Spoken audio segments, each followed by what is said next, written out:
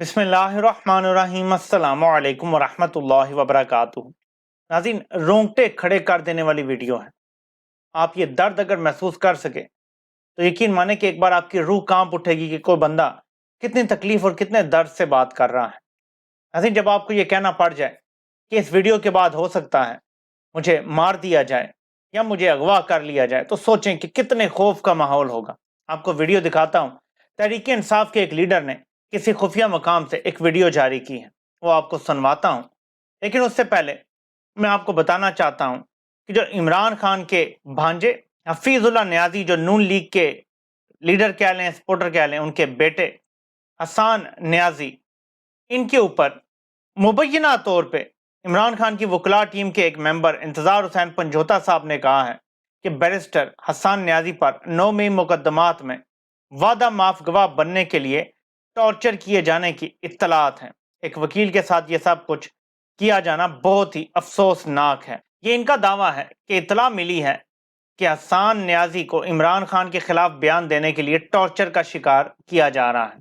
ये क्यों इंपॉर्टेंट है? क्योंकि हसान न्याजी इमरान खान की बहन का बेटा है। अगर हसान न्याजी बयान दे देगा तो इमरान खान पे मुल्क के खिलाफ बगावत का मुकदमा बना के और इमरान खान को लंबे अरसे के लिए जेल, और जैसे मैं आपको कहता हूं कि रियासत के खिलाफ बगावत, सजाए मौत, ये इस हद तक भी जाने के लिए तैयार हैं। जुल्फकार अली भुट्टो के खिलाफ किस किस्म का एक गवाह आया था वो आपको अच्छी तरह से मालूम है। मैं आपको इलेक्शन कमीशन की बेशर्मी का इकरार दिखाने लगा हूं। इलेक्शन कमीशन ने एक खत लिखा है। इलेक्शन कमीशन लिखता है और अपने ही जुर्म का इकरार करता है कि ये एक परसेप्शन है और एक जर्नल परसेप्शन है कि जो केयर टेकर हुकूमत है ये पिछली हुकूमत का ही तसलसल है। ये तासुर खत्म करने के लिए उन्होंने कुछ मशवरे भी दिए हैं कि आप जो वफाकी काबीना में लोगों को शामिल कर रहे हैं उनमें जरा देखा करें कि उनकी एफिलिएशन किसके साथ है, और जो आप ब्यूरोक्रेसी में तब्दीलियां कर रहे हैं, तरक्कियां तबादले जो हो रहे हैं, वहां भी देखा जाए कि किसकी किसके साथ एफिलिएशन है और न्यूट्रलिटी का भरम कायम रहे। इलेक्शन कमीशन तस्लीम कर रहा है कि मौजूदा केयर टेकर हुकूमत पिछली शहबाज हुकूमत का तसलसल है, क्योंकि उसमें आद चीमा है, तकीर शाह है, फवाद हसन फवाद है, उमर सैफ है और पता नहीं कितने लोग हैं जो सारे ही नून लीग को सर्व करते हैं। इन सब को डाल दिया गया है और सो कॉल्ड ये निगरान हुकूमत बताई जा रही है। तो इलेक्शन कमीशन भी मान गया है, उसने तस्लीम कर लिया है कि ये नाम तो नहीं वो ले सकते थे किसी पार्टी का कि ये नून लीग की ही हुकूमत है, ये केयर टेकर हुकूमत नहीं है। मैं जो वीडियो आपको सुनाना चाहता हूँ, जिससे कम से कम मेरे तो रोंगटे खड़े हो गए थे पहली बार सुन के, उससे पहले मैं आपको एक ऑडियो क्लिप सुनाना चाहता हूँ।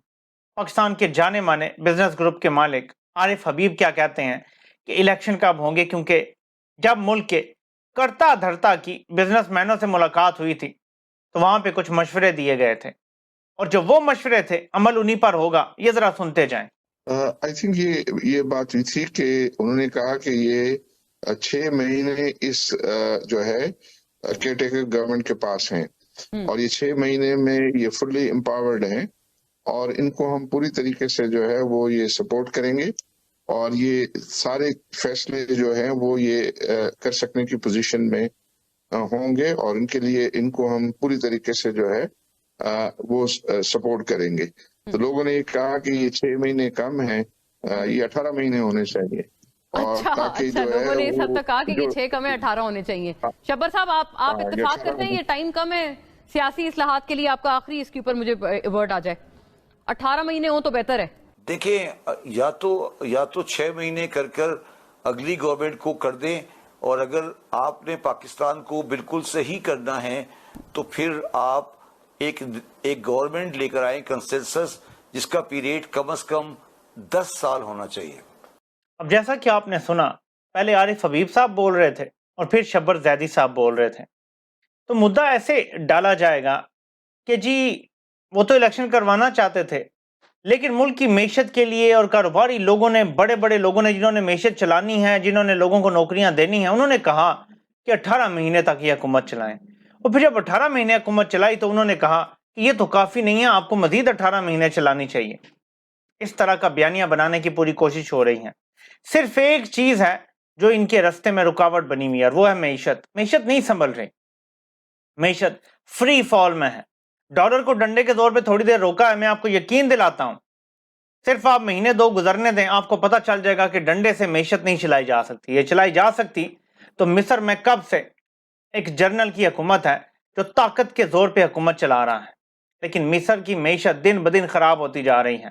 امریکہ بھی مدد کر رہا ہے، عرب ممالک بھی مدد کر رہے ہیں، یہاں تک کہ انہوں نے اسکولوں میں نقاب تک بین کر دیے ہیں مغرب کو خوش کرنے کے لیے. لیکن معیشت نہیں اٹھ پا رہی مصر کی. آج کے دور میں ڈکٹیٹرز معیشت نہیں چلا سکتے. جمہوریت ہی واحد حال رہ گیا ہے، لیکن حقیقی جمہوریت، وہ دکھاوے والی جمہوریت نہیں جس میں جعلی الیکشن کروائے جاتے ہیں. میں آپ کو ایک ویڈیو سناتا ہوں جس کا میں نے شروع میں ذکر کیا تھا، اس کے بعد آپ کو بتاتا ہوں کہ پلان کیا ہے اگر الیکشن ہوتے ہیں، جو کہ پلان بی یا سی ہے. پلان اے وہ بالکل نہیں ہے. پلان اے یہی ہے کہ الیکشن نہیں کروانے غیر معینہ مدت کے لیے. یہ ذرا ویڈیو دیکھیں. میرا نام شوکت محمود بسرا ہے، تحریک انصاف کا ادنا سا کارکن ہوں اور عمران خان کا چاہنے والا ہوں. میرا تعلق جنوبی پنجاب کے ضلع بہاول نگر کی تحصیل ہارون آباد، تحصیل فوڈ آباد سے ہے. ہو سکتا ہے میرے اس ویڈیو پیغام کے بعد، میری اس گفتگو کے بعد مجھے اغوا کر لیا جائے، مار دیا جائے یا قتل کر دیا جائے. لیکن میرے سمیت کروڑوں پاکستانیوں کے صبر کا پیمانہ لبریز ہو چکا. ہو سکتا ہے میری یہ گفتگو کروڑوں پاکستانیوں کی ترجمانی کر سکے. 9 مئی کو جن لوگوں نے فوجی تنصیبات پر حملہ کیا، ہمارے شہداء کی توہین کی، ان کے خلاف کارروائی ہونی چاہیے. میرے سمیت تمام محب وطن پاکستانیوں نے اس واقعے کی شدید مذمت کی. لیکن جو لوگ 9 مئی کے واقعات میں ملوث نہیں ہیں، ہم سب کو دہشت گرد اور غدار سمجھا جا رہا ہے. آپ مجھے گولی ماریں گے، میرے خون کے ہر قطرے سے ایک ہی آواز آپ کو سنائی دے گی، پاکستان زندہ باد. لیکن آج اس پاکستان میں جس کے لیے ہمارے بڑوں نے، ہمارے بزرگوں نے اپنی جانوں کے نذرانے دیے، ہماری ماؤں، بہنوں، بیٹیوں نے اپنی عصمتیں اور عزتیں لٹائیں، آج اسی پاکستان میں ہماری جان، مال، عزت محفوظ نہیں ہے.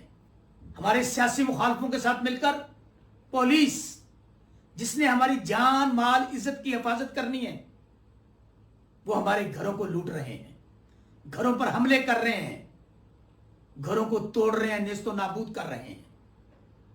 ہماری ماؤں، بہنوں، بیٹیوں کی عزتیں محفوظ نہیں ہیں. کاروبار کو تالے لگائے جا رہے ہیں، جہاں سے ہمارے بچوں کی روزی روٹی آتی ہے. اگر بات ہمارے اوپر دہشت گردی کے مقدموں کی ہوتی، کاروبار بند کرنے کی ہوتی، ہمارے گھروں کو توڑنے کی ہوتی تو ہم برداشت کر رہے تھے. 4 مہینے سے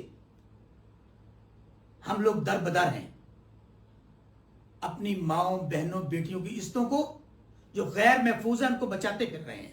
جب پولیس والوں کو پوچھتے ہیں کہ یہ آپ کیوں کر رہے ہیں، وہ کہتے ہیں ہم مجبور ہیں، ہم حکم کے پابند ہیں، ہمارے بھی بچے ہیں، ہم نے بھی روزی روٹی کمانی ہے. اور کہتے کیا ہے، جو انتہائی خطرناک بات ہے، جس کو مجھ سمیت کوئی پاکستانی اس بات پر یقین نہیں کر سکتا، کہتے ہیں ہم اداروں کے ہاتھوں مجبور ہیں. ہمیں اداروں کی طرف سے حکم آتا ہے کہ ہمارے گھروں کو لوٹ لیا جائے، ہمارے گھروں پہ حملہ کیا جائے، ہمیں جیلوں میں ڈالا جائے، جب جیلوں سے نکلیں تو دوبارہ جیلوں میں ڈالا جائے، ضمانتیں ہوں تو پھر جیلوں میں ڈالا جائے. ان کا آگے کہنا ہے کہ ان کو یقین نہیں ہے کہ ادارے یہ کام کروا رہے ہیں. یقیناً یہ سیاسی مخالفین اور پولیس خود کر رہی ہے اور پولیس جھوٹ بول رہی ہے، لیکن یہ کہنا ان کی مجبوری ہے. حالات دیکھیں گے کس حد تک چلے گئے ہیں کہ لوگ چھپے ہوئے بھی ہیں تو وہ سوچتے ہیں کہ ہم چھپے ہوئے ہیں تو ہماری مائیں، بہنیں، ان کی عزتوں پر بھی تو ہاتھ ڈالا جا رہا ہے، اور لٹرلی ڈالا جا رہا ہے. گھروں کو توڑتے ہیں، خواتین کے ساتھ بدسلوکیاں کی جا رہی ہیں، ایسے ٹریٹ کیا جا رہا ہے جیسے کوئی دہشت گرد ہے، صرف اس لیے کہ کچھ عالمی قوتیں عمران خان سے ناراض ہیں۔ عالمی قوتوں کو راضی کرنے کے لیے پاکستانیوں پہ یہ قہر بن کے ٹوٹ گئے ہیں۔ اتنا ظلم اور جبر اپنوں پہ کرنے کے بجائے اگر بھارتی فوج سے لڑ کے کشمیر آزاد کروا لیا ہوتا تو قوم آج سیلوٹ کرتی۔ صدر مملکت نے سو کالڈ الیکشن کی تاریخ دی اور لوگوں نے ظاہر ہے کہ دونوں طرف سے باتیں کی۔ کچھ کہتے ہیں کہ صدر صاحب ڈر گئے، بزدلی دکھائی، قوم کو دھوکہ دے دیا، کیونکہ انہوں نے ایکچولی تاریخ تو نہیں دی، الیکشن کمیشن کو خط لکھا اور مشورہ دیا ہے۔ یہ ٹیکنیکلی بات ٹھیک ہے جو وہ کر رہے ہیں لوگ، لیکن سپریم کورٹ کا فیصلہ اس ٹائم موجود ہے جو کہتا ہے کہ 90 دن سے اوپر الیکشن نہیں جا سکتے۔ اگر الیکشن کمیشن نہیں کروائے گا الیکشن تو وہ خلاف ورزی کر رہا ہے آئین کی۔ جو مرضی ہو جائے، تمام لوازمات الیکشن کمیشن نے 90 دن کے اندر پورے کرنے ہیں۔ ایسے میں جس کو پچھلے 10-12 سال سے بڑا آئینی جمہوری بنا کے پیش کیا گیا تھا اپنا قاضی، وہ اب آ رہا ہے، اور اس کا پہلا بڑا امتحان یہ ہے کہ کیا وہ آئین کے ساتھ کھڑا ہوتا ہے یا آئین شکنوں کے ساتھ کھڑا ہوتا ہے۔ اس کی وہ جو مرضی توجیہ لے کر آئے کہ جی اب ڈی لیمیٹیشن کرنی ہی کرنی ہے، نئی حلقہ بندیاں ہوں گی تو یہ ہوگا تو وہ ہوگا، کیونکہ کوئی سیٹوں میں فرق نہیں آ رہا، کوئی آئینی ترمیم کی ضرورت نہیں ہے، تو پھر یہ ڈی لیمیٹیشن اور سارا کچھ جو کرنا ہے اس کی بھی ضرورت نہیں ہے۔ یہ مسٹ نہیں ہے، الیکشن ہو سکتے ہیں۔ نئی مردم شماری کا یہ مطلب نہیں ہے کہ کوئی نئے ووٹر بن جائیں گے، صرف یہ ہے کہ کوئی آج اس حلقے میں ہے تو یہ حلقہ بڑا ہو جائے گا، تھوڑا ادھر چلا جائے گا، کوئی ادھر آ جائے گا، اور اس طرح سے بس۔ لیکن ووٹ کا حق سب کے پاس آج بھی موجود ہے، اور اس سے لوگوں کو کوئی فرق نہیں پڑتا۔ جس پارٹی کو آپ نے ووٹ ڈالنا ہے آپ نے اسی کو ڈالنا ہے، وہ پھر اس حلقے میں ہو یا اس حلقے میں ہو، کوئی فرق نہیں پڑے گا، نہ ہی ٹوٹل ووٹ پہ فرق پڑے گا۔ تو دیکھنا یہ ہے کہ اپنا قاضی آئین کے ساتھ کھڑا ہوتا ہے یا آئین شکنوں کے ساتھ کھڑا ہوتا ہے، جنہوں نے ذلیل کیا، باہر سے جائیدادیں سو کال ڈھونڈ کے لائے، جنہوں نے کیس بنوایا، جنہوں نے اپنے لگائے ہوئے وزیر قانون فروغ نسیم سے کیس بنوایا، الزام عمران خان پہ بے شک لگایا۔